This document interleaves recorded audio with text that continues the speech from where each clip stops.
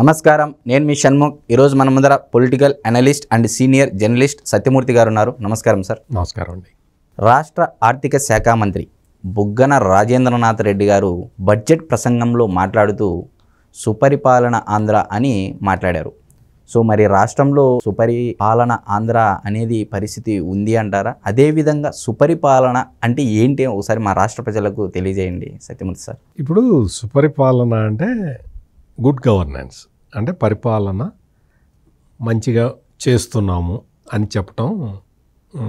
చెప్పాల్సిన పరిస్థితి అయితే ఉంటుంది. కానీ పరిపాలన సక్రమంగా జరుగుతున్నదా అనేది పెద్ద ప్రశ్న.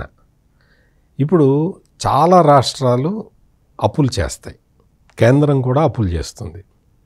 కానీ ఆంధ్రప్రదేశ్లో జరుగుతున్న అప్పులు అవి అసలు ఊహించడానికి కూడా కష్టంగానే ఉంది. ఇప్పటి వరకు 12 లక్షల కోట్ల రూపాయలకి పెరిగిపోయింది అప్పు.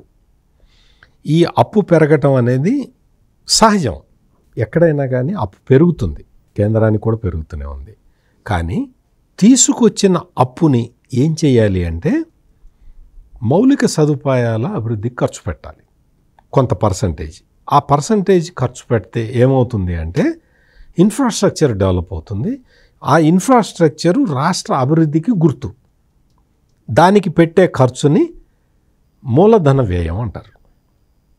ఈ క్యాపిటల్ ఎక్స్పెండిచర్ ఎంత ఎక్కువ ఉంటే రాష్ట్రం అంతా అభివృద్ధి చెందుతున్నట్టు లెక్క. ఈ క్యాపిటల్ ఎక్స్పెండిచరు ఎట్లా ఉన్నది, ఇప్పుడు ప్రస్తుతం ఎట్లా ఉన్నది అంటే ఈశాన్య రాష్ట్రాలు ఉంటాయి.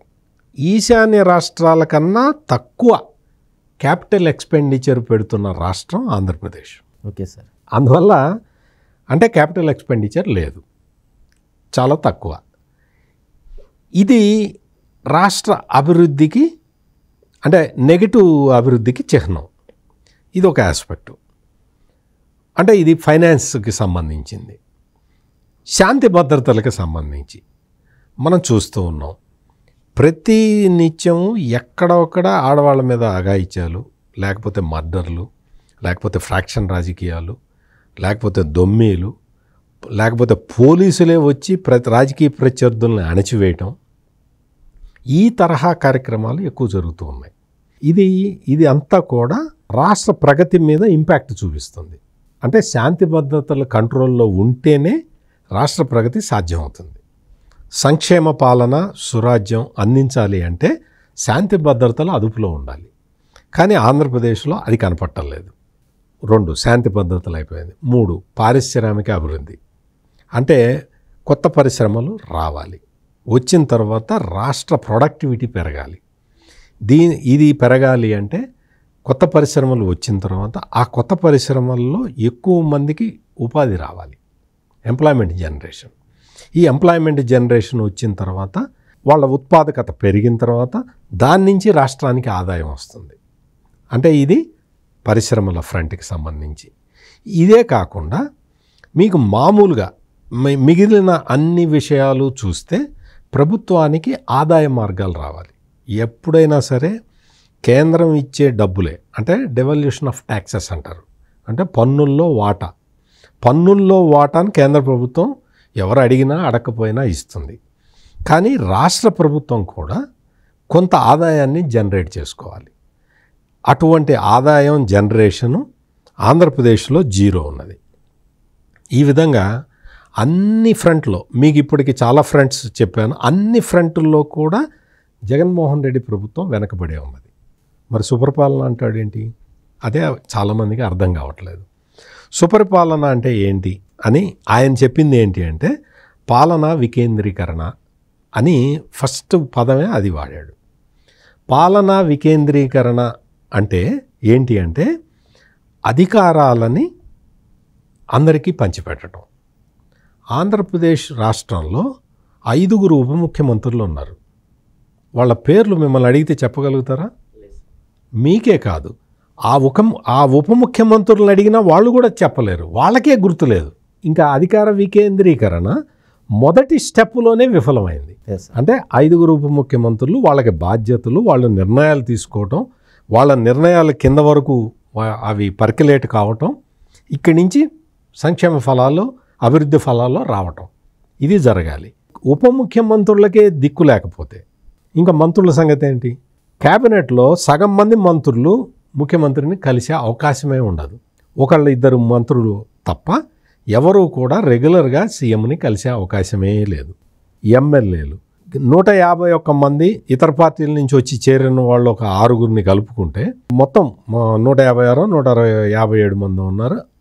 ఈ వీటిలో ఒక 10 మందో 15 మందో రెగ్యులర్గా కలుస్తారు తప్ప మిగిలిన వాళ్ళు సీఎంని కలవటానికే అవకాశం లేదు. అంటే ఆయన మంత్రివర్గంలోనే ఆయన ఎమ్మెల్యేల్లోనే అసలు వాళ్ళకే బాధ్యత లేదు, వాళ్ళకే బాధ్యత అప్పగించట్లేదు. బాధ్యత లేదు కాదు, బాధ్యత అప్పగించట్లేదు. వాళ్ళని ఎవరిని గవర్నమెంట్ నమ్మట్లేదు.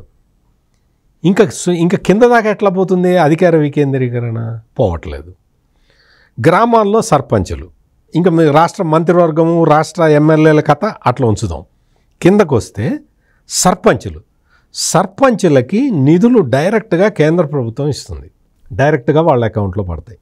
అటువంటి సర్పంచుల నిధుల్ని వివిధ రకాల పేర్లతోటి సర్పంచుల అకౌంట్ల నుంచి నేరుగా రాష్ట్ర ప్రభుత్వం తీసేసుకుంటుంది, మళ్ళిస్తున్నది.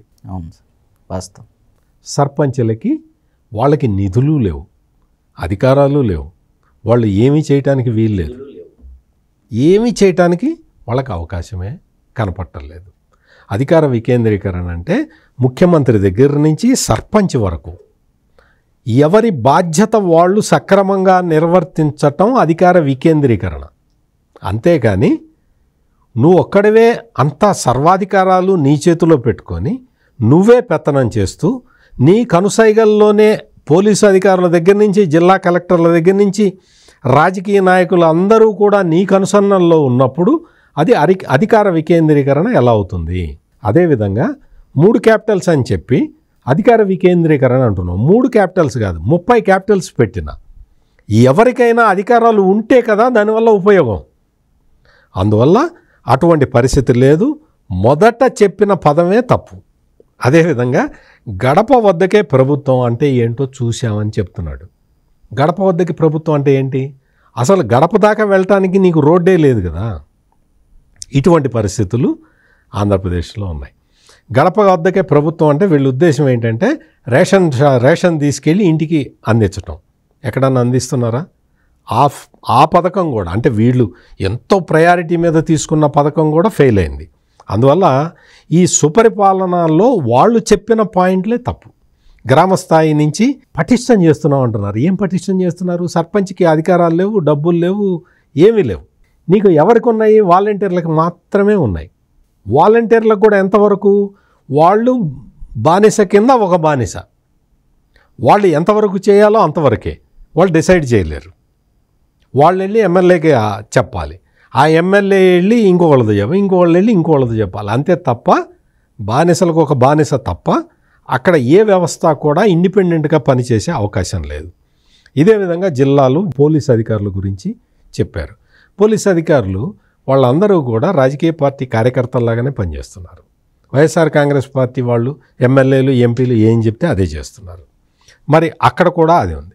వీళ్ళు ఇచ్చిన ఉద్యోగాలు ఏంటి అంటే గ్రామ వార్డు సచివాలయాలని ఏర్పాటు చేశామంటున్నారు, వాలంటీర్ల వ్యవస్థను సృష్టించామంటున్నారు. వాలంటీర్ల వ్యవస్థ అంతా కూడా నీ పార్టీ వ్యవస్థ.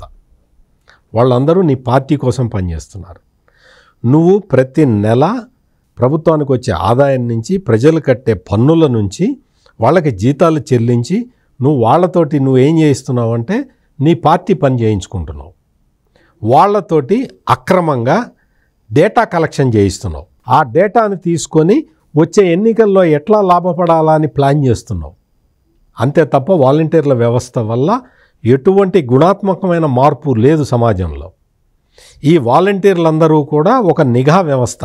అంటే సమాజంలో ఏ పౌరుడికి కూడా స్వేచ్ఛ అనేది లేకుండా చేయటానికి వీళ్ళు మధ్యలో అడ్డకట్టల్లాగా ఉంటున్నారు ఈ వాలంటీర్లు. సమాచారం గోప్యత లేదు. ఈ మొత్తం ప్రతి కుటుంబ సమాచారాన్ని వాళ్ళు సేకరించి అధికార పార్టీకి అందిస్తున్నారు. ఇది అక్కడ జరుగుతున్నది. ఈ విధంగా మొత్తం జగన్మోహన్ రెడ్డి పరిపాలన మొత్తం కూడా ఒక మనిషి చుట్టూనే పరిభ్రమిస్తూ ఉన్నది. అందువల్ల ఇది సుపరిపాలన అనటానికి ఇందులో అర్థమే లేదు. మొత్తం అసలు మీ మొత్తం ఈ వ్యవస్థలన్నీ మేనేజ్ చేస్తున్న తీరు ఇదంతా కూడా మనం పరిశీలిస్తే అసలు ఇది ఎవరికీ అధికారం ఉండదు. జగన్మోహన్ రెడ్డి ప్రభుత్వంలో ఎవరూ స్వతంత్రించి నిర్ణయం తీసుకోలేరు. అందుకనే మీకు అన్ని వ్యవస్థలు కూడా మొత్తం ఒక ప్యారలైజ్డ్ స్టేట్కి వచ్చేసినాయి. సీజన్లో వ్యవసాయ అధికారులు గ్రామాల్లో పర్యటించి రైతులకి సలహాలు ఇస్తున్నారా? లేదు. మీకు రకరకాల వ్యవస్థలు ఉంటాయి. ఆ వ్యవస్థలన్నీ కూడా ఎప్పటికప్పుడు ప్రజలను ఎడ్యుకేట్ చేస్తూ ఉండాలి. చేస్తున్నాయా? చేయట్లేదు.